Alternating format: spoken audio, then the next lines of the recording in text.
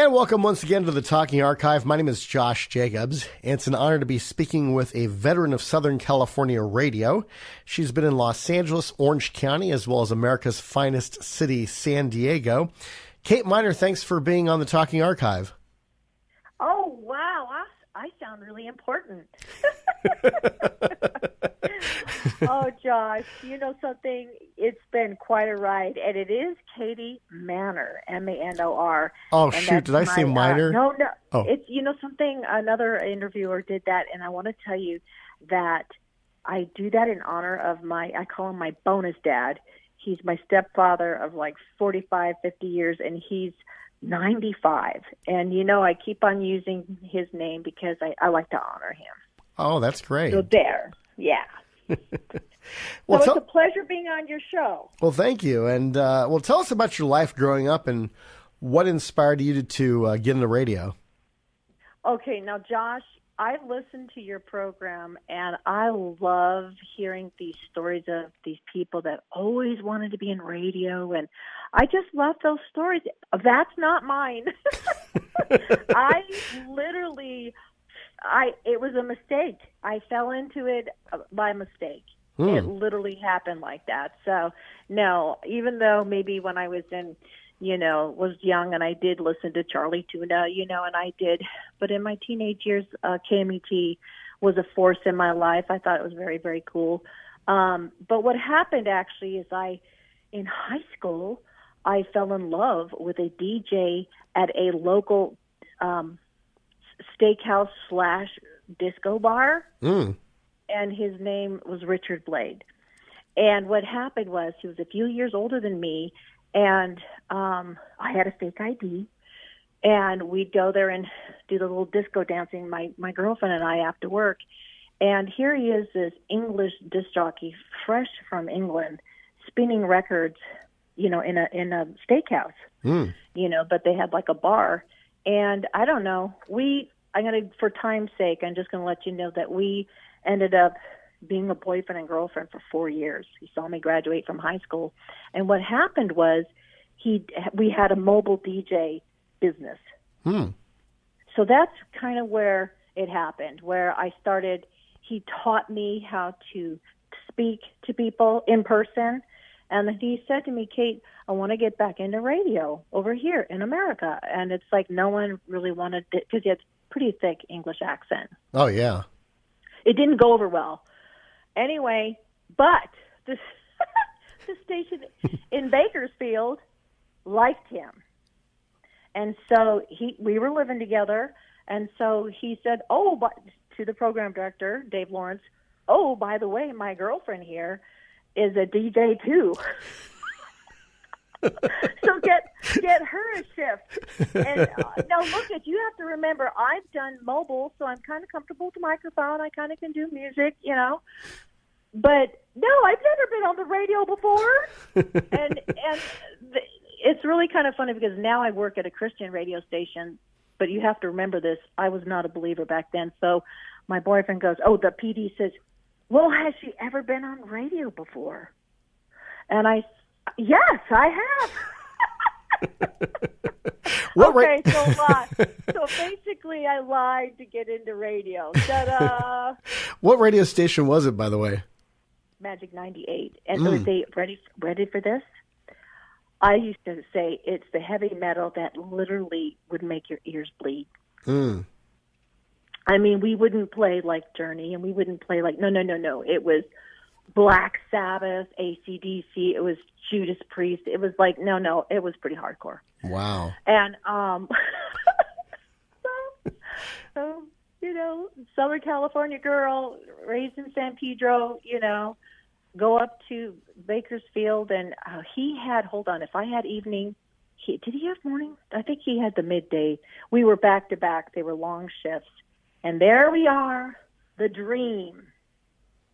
Wow.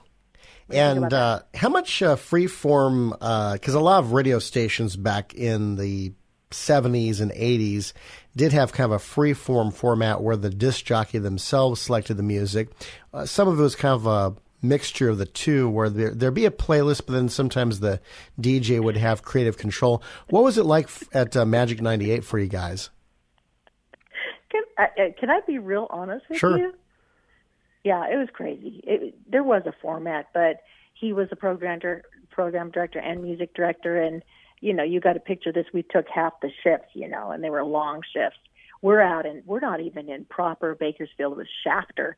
So, we even had airplanes landing in alfalfa fields, and you go out and put a bumper sticker on them. This is real rural. But anyway, it was so much fun. No, there was some freedom, and gosh, I have to be very careful. My adult children know my checkered past, but I just remember someone passing some drugs. So I was not a big drug taker, but every once in a while, someone blowing into town would have some substance that,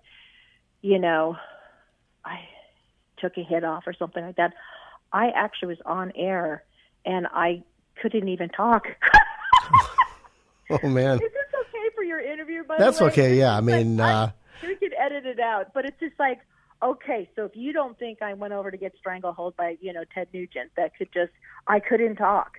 I could not talk. So it's just like, no, these are things that, that were just, yes, you could play some, even though there was a format, you could play some different music and interject some personality and stuff like that. But there's my story. It's going to probably haunt me, but this is real, back in 79, Now, being a small market, I was talking with some other DJs, and they told me one of their jobs besides being on the air was to feed the horses or milk the cows or feed the cows or, sweep up the studio. What kind of other chores did you guys have there besides being on the air? Yeah, no, that was it for us, but it was enough. But that endears me very, very much. No, it was our only job, but we broke up our relationship, and he, went to Southern California. I went to Fresno, KKDJ. Oh, but after Richard Blade left, I became the program director. There were perks to it. The music. I'm like 19 years old, and so I learned the ropes. But the next one was going up to Fresno, KKDJ, and I forgot to mention some of these promotions that would blow into town. Pat Benatar in the early days. Playing at a roller rink. I mean, these were good times. I'm thinking about Judas Priest did come to town. Rob Halford. He wasn't hitting on me. He was hitting on my boyfriend. What else? Trying to think. Of course, Van Halen. Some of the shows, were good. Always loved promotions, radio station promotions up in Fresno. Of course, they saw this young gal, and she goes, "Can you do a commercial for, Chevrolet?" And it's like, sure. So, I just try to not only work on my chops, but just do what you do when you're trying to scratch your way to the top. And that was my goal, by the way. Richard and I, it was like, here's the goal. Ready, Josh? Morning Drive LA radio. Wow. So after Richard Blade left Magic, he went to KROQ after that? No, he went to, hold on, went to the beach, San Jose. Where did he go? San Jose Obispo. Where did he go? Hold on, you know something? He went to a college town. Hold on, I should know this station, but I don't. That's but no, right. he didn't go. He didn't go straight to KROQ. That was his next step. Oh, okay. Yeah. Well, I can find out. Richard and I remain friends, and to this day, we're friends. I'm in his book, by the way. That's great. In fact, I actually met him about 8 years ago at the Culture Club concert. A friend of mine got me tickets there, and he said, "Hey, Richard Blade's down there." I said, "Really?" So I decided to go there, meet him. Really friendly, and took a picture with him. And, just like, wow. I mean, because I grew up remembering Video One and Video Beat Right. And then, of course, KROQ. And then later I listened to him on Star 98.7 when he did evenings from 7 to midnight. I remember he loved Matt Carney, who was originally in the Christian artist scene, but also crossed over. And he's like, yeah, folks, it's one of my new favorites, Matt Carney here on Star 98.7. Very good, Josh. Oh, thank you. I also do impersonations. Hello, it's Jed the Fish on 102.7 KROQ. Oh, my gosh. But I don't want to get too ahead of ourselves here. But so you were at KKDJ. Those are great call letters. In fact, 102.7 KISS FM here in Los Angeles originally had the KKDJ call letters. And so KKDJ up in Fresno, was that a rock station, top 40, or combination of the two? Rock, yeah, combination of the two. And gosh, I didn't know I'd go down this path with you, and you have to stop me if it's inappropriate. But ask me about the interview. Ask me how I drove up from Bakersfield, and here I'm a young gal, and I'm auditioning for KKDJ. Just Yeah, I'd love to hear about how you got that job with KKDJ, because you were with Magic 98 for maybe 1 or 2 years, I guess. Right. And I was young. And, this was a really good radio station, a really good shift. And so I really, really wanted it, more money. And so it's like I was nervous. I wanted it. By the way, for your listeners, I never slept with anyone to get a job. Okay? So no, I do have morals.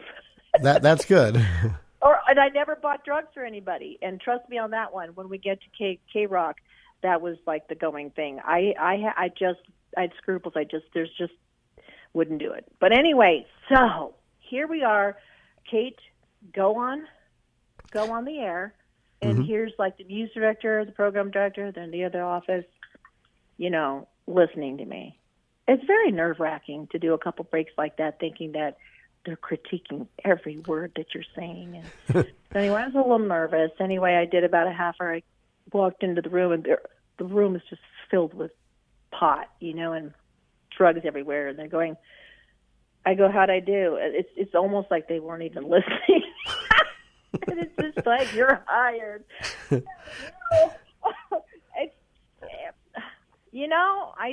It's just what it was like. And so, KKDJ, I forgot how long I stayed there, but Richard called me once, and he's, Kate, you having a good time there? I said, yeah, but I would like to come back closer to home. And he said, he's over at KROQ now doing mornings with Raymond Bannister. And he goes, he'd gone to Z93, just popped into my head, Josh, by the way. Oh, okay. Was that a station? Yeah, I think Z93. I know in San Diego there was Jammin' Z90. Right. But I'm sure there's a Z93 elsewhere. He was, so anyway, he went to KNAC. And from KNAC, he went to KROQ. So now there's like a little weekend free at KNAC, and he was looking after me. And he goes, how would you like to, middle of the night, drive to Long Beach, and, it's in L.A.?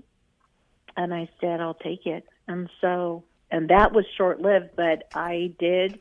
And that was, now, are you familiar with KNAC music at the time? That was a very alternative, great radio station. Yeah, it was before its heavy metal era in 1985 to about 1994, when it then got sold to Spanish Broadcasting. I think it's called Que Buena to this very day now. But yeah, KNAC was a legendary heavy station. But before that was, in fact, Jim Ladd, before he went on 95.5 KBC-FM, which later became KLOS. He was on KNAC for about 2 years, from age 20 to about 22. So it's KNAC also has quite a history that oftentimes doesn't get covered, especially the pre-metal era of that station. You are just a wealth of information. You should do a podcast. Yeah, I just why didn't I think about that? So then Richard says to me, "Oh, KROQ, Kate, you're gonna, don't take this wrong, but they're looking for a receptionist." And now by this point, I've been a music director, a program director. I've done quite, afternoon. I'm a little accomplished by this point, but but this is LA and this is KROQ. And he goes, should I put a good word in for you for the receptionist, and maybe you'll get a weekend gig? And I said, yeah. And it was really quite, and this is at the height of what I call the crazy time of KROQ, which was really, in my opinion, I think it was its best. 84, 85, it was just the Breakfast Club, the movies, the stars would come by.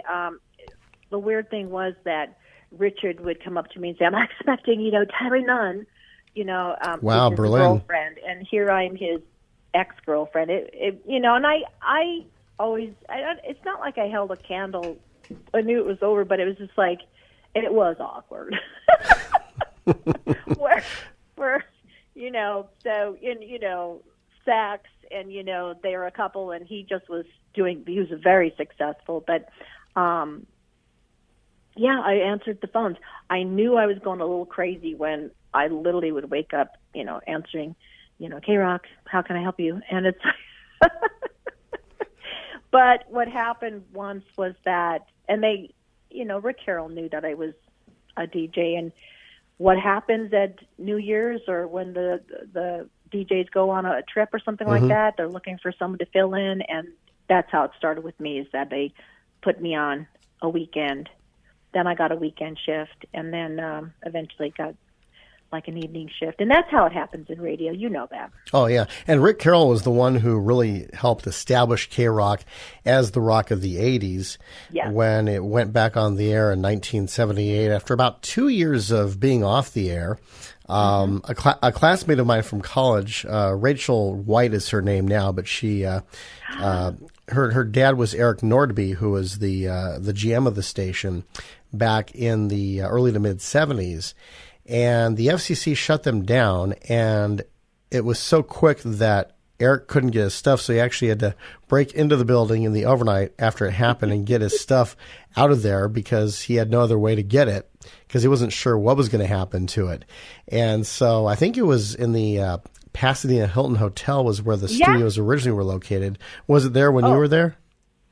Not in the Hilton Hotel. We were across the street. I think there was a dentist below us. But it was on the top floor, on Los Robles, yes. Wow, I mean... Pasadena, Pasadena. Pasadena. That's what Jed the Fish... Oh, man. I'd forgotten about that one. Pasadena. Now you said you were also at 91X in San Diego. Was that a weekday gig for you, or how'd that come about? No, I actually went there next after getting fired from KROQ. Yeah.